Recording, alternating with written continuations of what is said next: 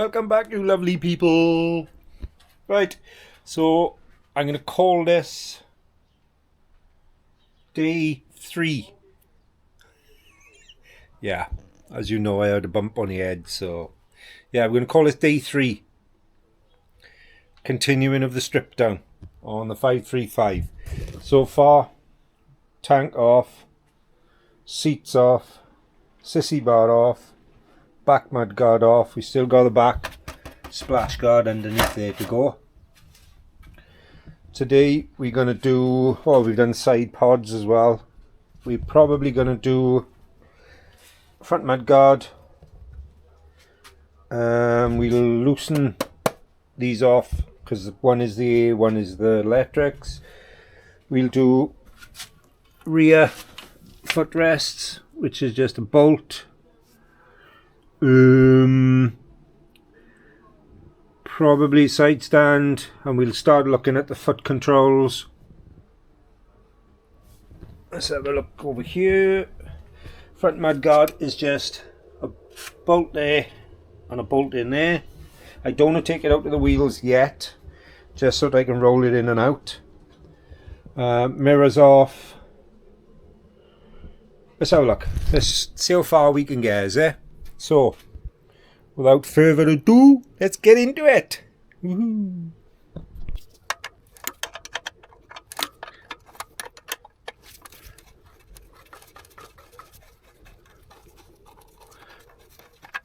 $10mm, one there, and one usually further up. There's no one on that side. Obviously there is on the other side, so I'll do that and then we can take the mud guard away. Right, somebody swapped out the 10 for a 12, but no biggie. Just be careful because it is a bracket on that side there holding the brake line. But once you've got them bolts undone, front mud guard lifts out and away. It's not too bad. Put it to one side. Scrambler. So that's the bracket I was talking about. That just holds the brake line on that side. Right, next up, back foot rests and then controls. Rear foot pegs, 15mm bolt. I am using a cheap D+, little 12 volt cordless ratchet, and I got to be honest, for what I paid for it, bloody marvellous. I've already cracked this off. There you are. So, as with all I've been doing so far, I'm just putting the nuts and bolts just back in just loosely so I know what goes where. Yeah. I've already taken the other side off, put the bolt back in. Same with the bumper, the front mud guard, front mud guard. I just put the bolts temporarily back in. I'm missing a bolt by there, but I got loads here. So let's have a look at the control. We're going to take the swing arm off as well, which means we have to do the spring, the carrier spring. With the foot controls on the left hand side, gear change side. What we'll do is I'm going to put a mark down that spline just to remind myself where that split is, but I can look back at this video as well. You're going to undo that bolt and take it all the way out. That's a captive bolt. I'll show you what I mean by that, but take that bolt all the way out. That then the pivot arm is going to pull off. That's the only thing attaching your gear linkage to your gearbox. And then for the carrier itself, we've got one bolt, 2 bolts. Then that whole assembly will come away. So I'll get these stripped out and then we can come back. Right, so that bolt goes all the way through. There's a hole and then a threaded section, so that goes through and threads that way. And the reason being, right, like I said, These can be awkward. There. So that pries off. Obviously your pedal then is going to go up and down, but if I show you that spline, right, see that spline? You've got splines, but then you've got like a grind out, and what happens when that bolt goes through, that bolt sits in that grind out to stop that being pulled forward, so that can't come out when that bolt is in. But you have to take the bolt all the way out in order to allow that to slip over that indentation. See what I mean? Then you've got 14 bolt, or a nut, sorry, and on the front this one long nut, sorry, bolt carries right through the engine casing and catches the other control arm on the other side as well. So I'll try, and I don't know if I'm going to be able to do this one-handed, but basically that bolt is going to be drawn out without tipping the bike over on me. That nut has got to come off, and then as you can see all that then will come off. So let me see if I can stick you on a tripod and we'll have a look. So you can see that bolt is coming out. It's hard to do it and film with you in the way there. See the bolt coming through? So that now is taken right the way through both carriers, and you've got a nut on the other side. So if I pull that through, all this foot assembly then is going to come down. Okay, so that's the bolt coming out. If I drop that to the floor a minute, that's the bolt. Goes through left hand through. Then that comes off and that stud stays in. There we are. So I'll put the nut back on just so I know where it came from. I'm going to put that back through and do up. And once I've taken the other foot control off, I'll put the bolt with the nut back on. Right, now to the other side is a little bit more complicated. Obviously that bolt is already out from there. This side we've only got one more fixing, which they've used it for the exhaust carrier as well. But this side we've got the brake pedal. We can keep the springs attached for now. We need to disconnect the switch, the brake switch, so we can either follow that up into the wiring loom, or we can disconnect the little wire that they've used. And obviously we've got the brake bar which pulls the brake shoes. That comes through to the pipe which is clipped there and there. So I think maybe better for us to take the actual footrest off, which is those two bolts to start with, so we can get access to the split pin and everything in there. So I'll do that, I'll get that out of the way, then we'll come back. Right, I removed footrest and the heel guard, and then what you're left with is obviously your pivot, your return stop, so you can adjust the lever up and down, your main return spring. Then you've got, they've just bent a bit of wire over across down to your switch. So this pivot pin, there's an R clip at the back.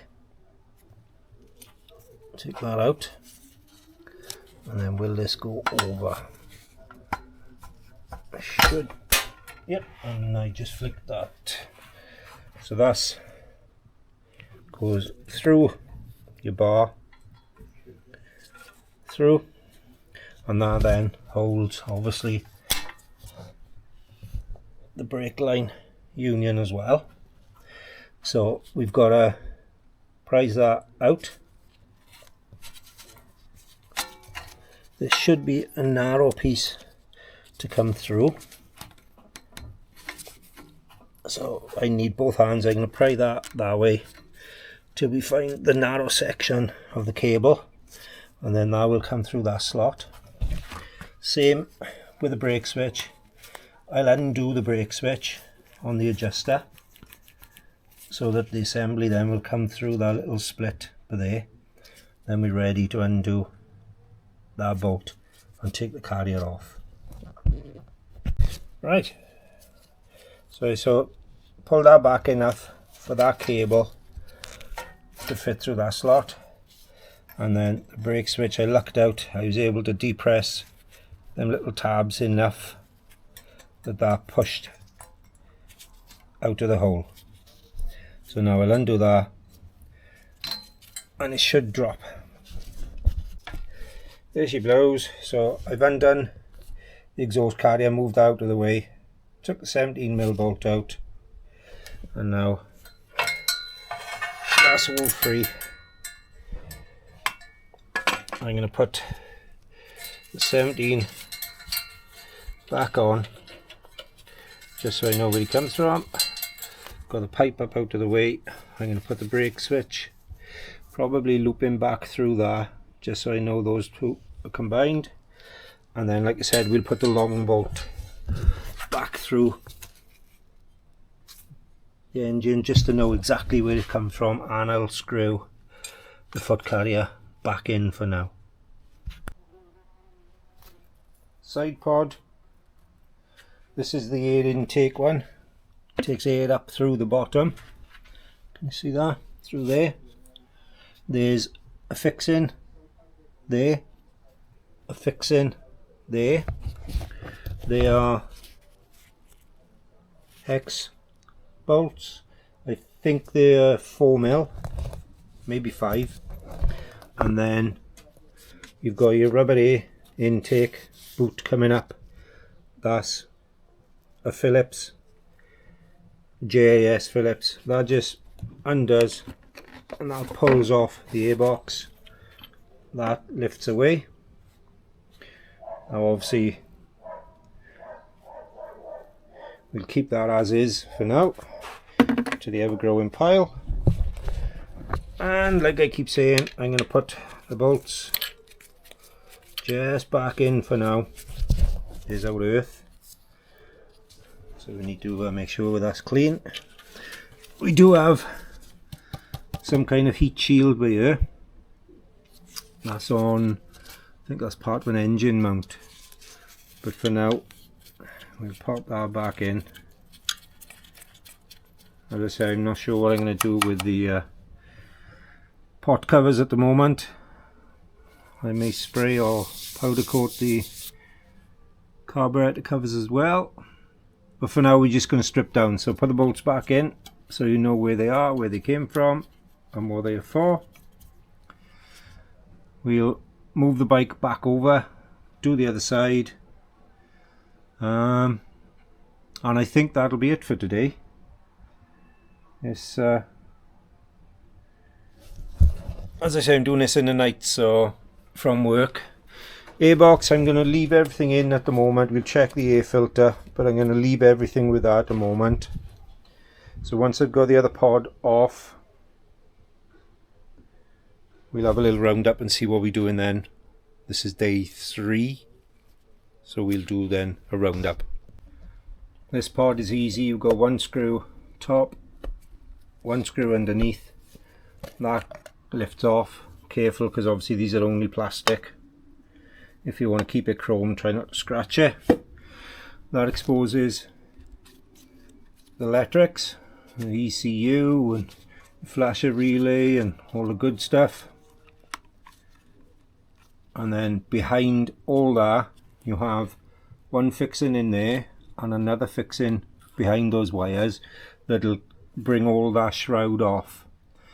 I'm not going to remove that yet, not until I'm ready to give everything a good clean down and start spraying and touching over.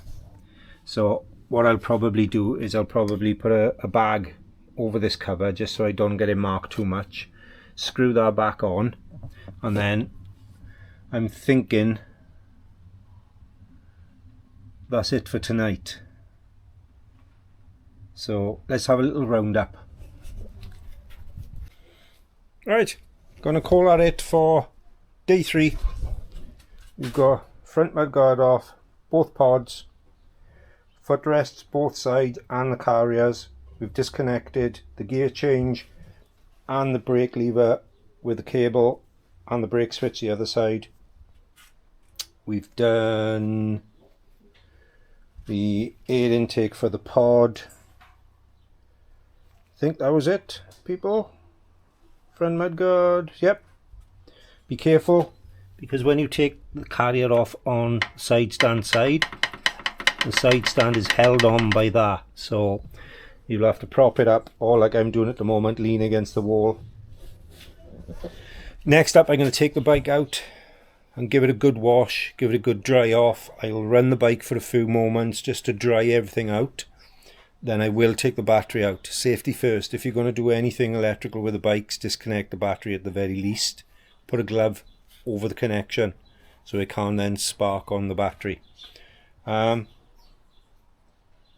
That's it at the moment with the bike. Just a quick one. I have been asked what tools I'm using whilst I'm working on these bikes. Spin you around, give you a quick look. I'm not sponsored by any of these. I buy them out of my own money. Right, predominantly I use a Halford's Advanced set, socket set.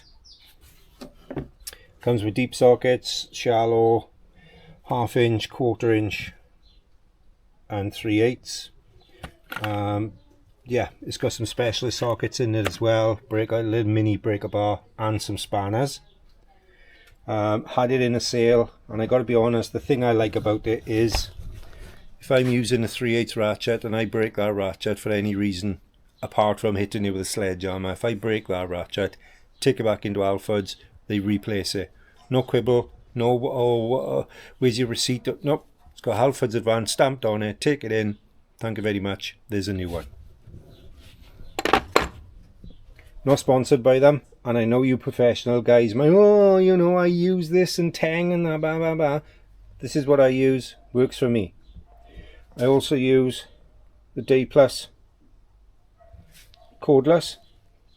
I think it was 20 quid with 2 batteries. Can't fault it. It's cheap and cheerful, does it for me. I have loads of other stuff I use, and I'm not going to go into what I haven't got.